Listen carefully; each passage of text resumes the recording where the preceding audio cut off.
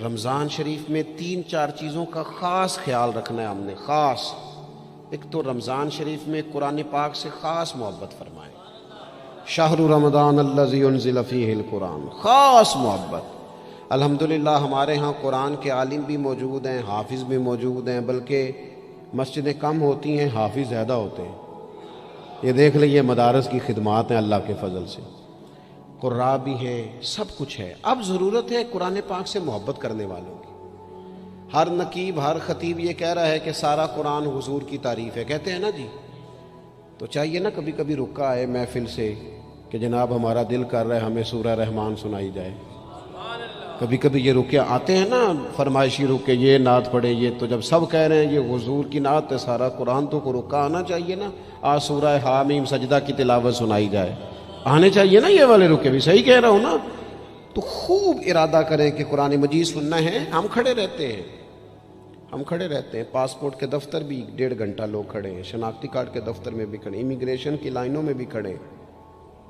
نیت کریں کہ میں نے جم کے قرآن مجید سننا ہے، اور جس مسجد میں پہلی تراویح شروع کریں کوشش کریں کہ ساری تراویح اسی میں پڑھی جائے، اور خاص ذوق کے ساتھ۔ خاص پنجاب میں ایک گاؤں تھا، تو اس میں نا ایک دفعہ ایک بالکل عام سادہ سا آدمی دکاندار تھا، تو اس کا انتقال ہو گیا، تو اس کی قبر سے خوشبو آنے لگی۔ تو اگر پیر صاحب ہوتے پھر تو بچوں کی موج لگ جاتی، کیا بات ہے بھئی، اتنی کرامت۔ عام سادہ آدمی تھا، قبر سے خوشبو آنے لگی، لوگ پہنچ گئے، معلومات کی، گھر تک گئے، کہا کوئی مطلب ٹھیک ہے داڑھی شریف تھی، نمازی تھا، لیکن کوئی ایسی خاص چیز ہم نے نہیں دیکھی۔ تو اس کے گھر والے بتانے لگے کہ نا قرآن مجید نہیں پڑھا ہوا تھا، بوڑھا آدمی تھا لیکن قرآن مجید سے عشق کرتا تھا، کئی گھنٹے قرآن مجید کو وضو کر کے اپنے پاس رکھتا اور پھر انگلیاں چلاتا اور کہتا میرے مالک نے میرے لیے جو بھی فرمایا ہے حق اور سچ ہی فرمایا ہے۔ اسے چومتا، پیار کرتا۔ اللہ نے یہ اعزاز دیا کہ اگر انتقال ہوا تو قبر کی مٹی سے بھی خوشبو آنی شروع ہو گئی۔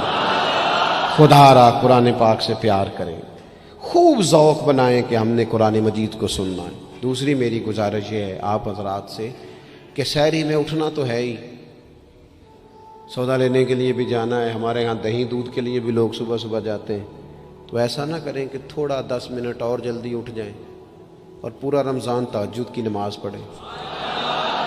بڑی پسند ہے نبی کریم کو تہجد کی نماز۔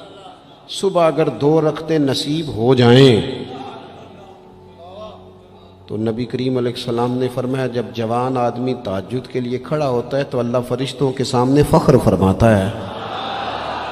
یہ ضرور عادت بنائیں، صبح جن لوگوں کو چند نفل نصیب ہو جائیں اور پھر وہ دعا مانگیں، ایک تو رمضان پھر تہجد کا ٹائم، اس ذوق کو۔ اور تیسری گزارش میری یہ ہے، غریب آدمی جو ہوتا ہے وہ سمجھدار نہیں ہوتا، چونکہ عقل مند ہونے کے لیے تو پیسے ہونا بھی تو ضروری ہے نا۔ میں نے دیکھا ہے کہ بالکل ان پڑھ آدمی ہو لیکن سیٹھ ہو نا، تو بڑے بڑے سیانے لوگوں کو نصیحتیں کر رہا ہوتا ہے اور اس کی سنی بھی جا رہی ہوتی ہیں۔ میری غربت نے کیا مجھ کو زمانے میں بدنام، تیری دولت نے تیرے عیب چھپا رکھے۔ یہ نا غریب آدمی، اگر سیانے ہوتے تو وہ بھی مالدار نہ ہوتے، یہ نہیں سمجھدار ہوتے، یہ بیچارے کمزور ہی اس لیے رہ جاتے ہیں کہ ان کو چالاکیاں، تیزیاں الا ماشاءاللہ نہیں آتی۔ تو کئی دفعہ غریب تکلیف بھی دیتا ہے، جب آپ کچھ بانٹنے لگتے ہیں، جب کچھ آپ دینے لگتے ہیں تو کچھ چیزیں محسوس بھی ہوتی ہیں۔ بندہ دیکھ کر خیرات نہ کریں، اللہ کی رضا دیکھ کر کریں۔ ہمیں صحیح حدیث میں اس شخص کا تذکرہ بھی ملتا ہے جس نے آ کے نا محبوب کی چادر کو کھینچا تھا، یہ بخاری میں، اور گردن مبارک پہ نشان پڑ گیا تھا۔ اس نے کہا میں کچھ لینے آیا ہوں، چادر کو کھینچا، تکلیف ہوئی بظاہر، لیکن محبوب نے پھر بھی جب عطا کیا تو مسکرا کے ہی عطا کیا۔ غریب آدمی تکلیف میں ہے، مہنگائی نے آزمائش پیدا کر دی ہے۔ تھوڑے سے امیر لوگ اگر اپنے اخراجات میں کمی لائیں، اگر جو عید پر 6 جوڑے بنواتا ہے وہ 2-4 سے گزارا کر لے، تھوڑا سا اپنے اخراجات کو کم کر کے صرف اپنے رشتہ داروں میں، اپنے دائیں بائیں تھوڑی سی توجہ کریں۔ اور ایک بات کا ضرور خیال فرمائیں، پردہ پوشی بہت بڑا حسن ہے، بہت بڑی خوبصورتی ہے۔ اگر یہ صدقات اور خیرات اور رمضان میں جو مساوات کا مہینہ ہے، اس میں اگر تھوڑی سی نا پردے کے ساتھ، امام ابو نعیم نے لکھا ہے کہ 100 گھر تھا مدینہ شریف میں، 100، تھوڑی سی آبادی ہوتی تھی، 100 گھر کتنا زیادہ ہوگا، 3 وقت کھانا بھی پہنچتا تھا، کپڑے بھی پہنچتے تھے، بیمار کی دوا کے پیسے بھی پہنچتے تھے، کون دے جاتا ہے پتہ کوئی نہیں تھا۔ پھر اچانک سب کے گھر کھانا آنا بند ہوا تو لوگ پریشان ہوئے، ایک دوسرے سے پوچھنے لگے تیرے گھر کب سے نہیں آیا؟ کہا 18 محرم سے۔ تیرے گھر کب سے نہیں آیا؟ اسی شام سے۔ تیرے گھر 18 سے۔ اب جب سب متفق ہوئے تو پتہ چلا کہ 18 محرم کو امام زین العابدین کا انتقال ہوا۔ 100 گھروں میں کھانا جاتا تھا پر پتہ نہیں تھا دے کون جاتا ہے، کچھ تھوڑا سا نا۔ کچھ خبریں ایسی ہیں جو حضرت عمر بن عبدالعزیز صبح اپنے خادم کو نا ایک سارے دن کے کاموں کی لسٹ دیا کرتے تھے، تو ایک دن لسٹ دی تو وہ چاہیے تو یہ تھا نا کہ اس پہ لکھا ہوتا تھا کہ 11 بجے محکمہ تعلیم والوں کو بلانا، ظہر کے بعد دفاع والوں کو بلانا، شام کو صحت والوں کو بلا لینا۔ وہ لسٹ جو دی تھی اس پہ لکھا تھا کہ کل 5000 درود پاک کم رہ گیا تھا، آج زیادہ پڑھنا ہے۔ وہ فلاں بیوہ کے گھر میں راشن پہنچانا ہے۔ وہ 2-3 لائنیں ابھی پڑھی تھیں کہ وہ حضرت نے چھین لی، فرمایا یہ تو میری ذاتی ہے۔ تو مشیر کہنے لگا حضور یہ کب کرتے ہیں، کبھی بتایا نہیں۔ تو آپ فرمانے لگے کچھ پیسے چھپا کے رکھے ہوتے ہیں لوگوں نے کہ مشکل پڑ گئی تو کام آئیں گے۔